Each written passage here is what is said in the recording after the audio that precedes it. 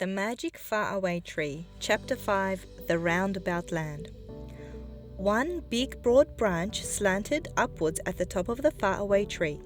Joe climbed onto it and looked down, but he could see nothing, for a white mist swirled around and about.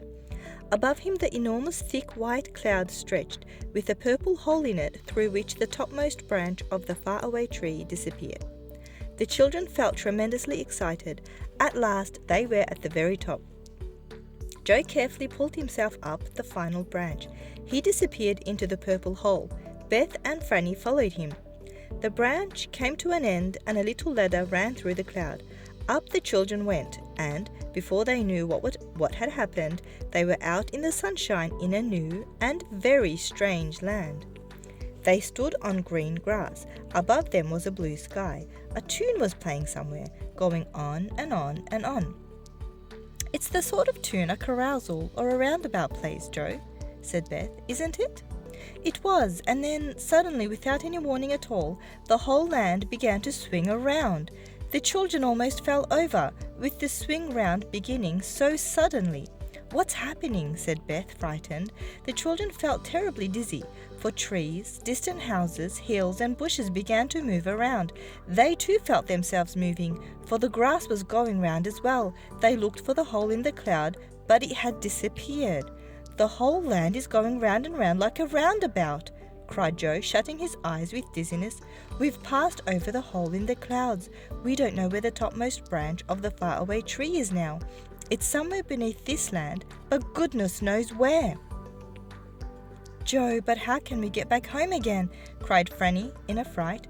"We'll have to ask someone for help," said Joe. The three began to walk away from the patch of green field in which they were standing.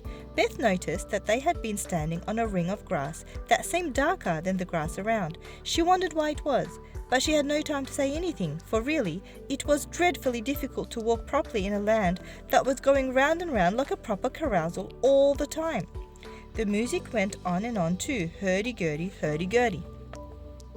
Joe wondered where it came from, and where the machinery was that worked the strange roundabout land. Soon they met a tall man singing loudly from a book. Joe stopped him, but he went on singing. It was annoying. "Hey diddle, ho diddle, round and round and round," shouted the man, whilst Joe tried to make himself heard. "How can we get away from this land?" Joe shouted. "Don't interrupt me. Hey diddle, ho diddle," sang the man, and he beat time with his finger. Joe caught hold of the bony finger and shouted again. "Which is the way out of this land, and what land is it?" "Now you've made me lose my time," said the tall man crossly. "I shall have to begin my song again." "What is this land, please?" asked Franny. "It's Roundabout Land," said the tall man. "I should have thought anyone would have guessed that. You can't get away from it. It goes round and round always, and only stops once in a blue moon." "There must have been a blue moon when we climbed into it," groaned Joe. "It had certainly stopped then." The man went off singing loudly. "Hey diddle, ho diddle, round and round and round." "Silly old round and round," said Franny. "Really, we do seem to meet the most peculiar people." "What I'm worried about is getting home," said Beth. "Mother will be anxious if we're not back before long." "What shall we do, Joe?" "Let's sit down under this tree and have a bit more to eat," said Joe. So they sat down and munched solemnly, hearing roundabout music going on all the time, and watching the distant hills and trees swinging round against the sky. It was all very strange. Presently, a pair of rabbits lolloped up and looked at the children. Franny loved animals, and she threw a bit of cake to them. To her surprise, one of the rabbits picked up the cake in its paw and nibbled it like a monkey. "Thanks," said the rabbit. "It's a change from grass. Where do you come from? We haven't seen you before, and we thought we knew everyone here. Nobody new ever comes to Roundabout Land." "And nobody ever gets away," said the other rabbit, smiling at Franny, holding out its paw for a bit of cake too. "Really?" said Beth in alarm. "Well, we are new to it, for we only came about an hour ago. We came up the faraway tree." "What?" cried both rabbits at once, flopping up their long ears in amazement. "Up the faraway tree, did you say? Goodness, you don't mean to say that's touching this land?" "Yes, it is," said Beth. "But I expect, as this land is swinging round and round, that the topmost branch might be almost anywhere underneath it. There's no way of finding out. "Oh, yes, there is," said the first rabbit excitedly. "If we burrow down a little way and make a hole, we can see whereabouts the faraway tree is underneath, and we can wait for it to come round again when the land swings above it." "Well, we came up from the tree just where the grass was darker than the rest," said Beth. "I noticed that. Do you suppose that as the roundabout land swings around, it will come back to the same place again, and we could slip down the topmost branch?" "Of course," said the rabbits. "We can easily burrow down that green patch of grass and wait for the land to turn around just over the tree again. Come on, quickly, there's no time to lose." All of them jumped up and sped off.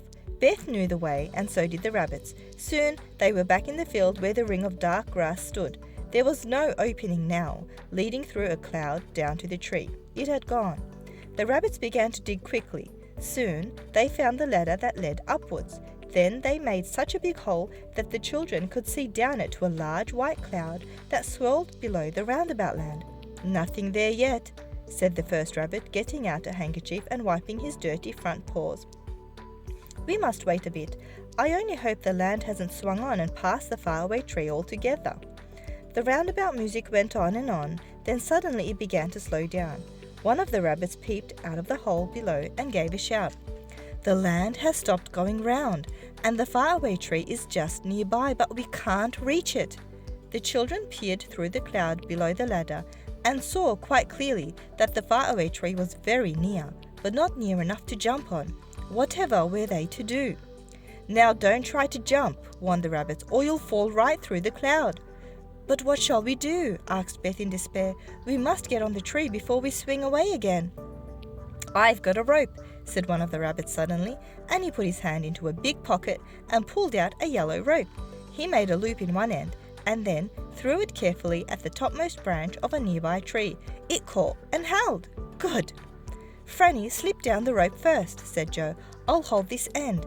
So Franny, rather afraid, slid down the yellow rope to the tree, and then just as she got there, the roundabout music began to play very loudly and quickly, and the roundabout land began to move. "Quick, quick!" shouted Franny as the land swung nearer to the faraway tree. "Jump, jump!" They jumped, and the rabbits jumped after them.